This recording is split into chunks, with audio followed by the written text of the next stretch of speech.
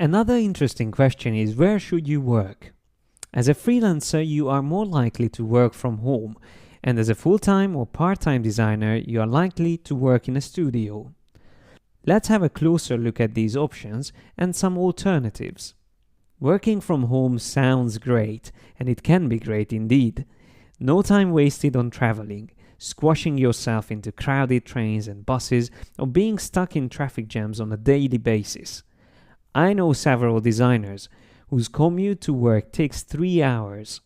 That is 6 hours a day, 30 hours a week, 150 hours a month, and 1,560 hours a year on average. That means these guys spend 65 days commuting in a year, which is almost 20% of their time and around a third of their time being awake.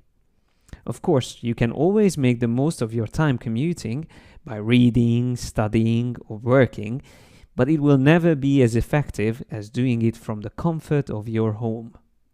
Having a home office is one of the biggest advantages of freelancing, but in some cases, you can work from home also while working for a design agency. This is less likely but possible. Apart from saving time on commuting, if you work from home, you can really tailor your work environment to your own needs. It is good to have a quiet neighborhood to be able to concentrate, but it is also good to be close to some busy cultural hub where you can get inspiration and meet potential clients or co-workers. It is not good to completely isolate yourself from the outside world, even if you are freelancing. Everyone needs to be part of a community, and having only an online presence is not enough. We are human, and we are made to interact with others. Some say that artists are solitary people, and I agree with that to some extent. I mentioned earlier not to confuse a designer and an artist. As a designer, there is much more need to interact, follow trends, and just generally to be out there to see adverts, products, packaging, movies, and listening to current music.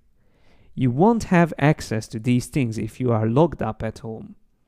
Working in a studio will stimulate you with the buzz around you, but it can also distract you from your work. On the other hand, having someone looking after your progress can be very helpful too.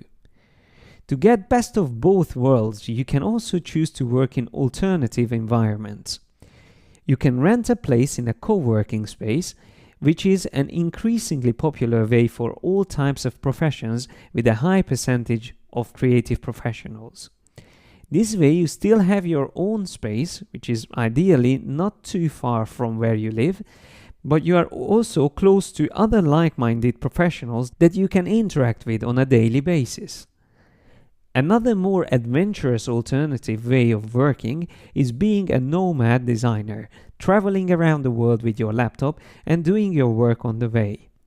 This is another upcoming way of life for creatives around the world. Thanks to good internet connection around the globe and many ways of traveling, it is easier than ever to be constantly on the move and design at the same time. This way of life is great for those designers that are explorers at heart, and their main source of inspiration comes from their journeys. Personally, I tried all of these ways, and I found them all exciting. I wouldn't be able to choose one that is the best. My advice is to try them all out and decide for yourself what suits you the most.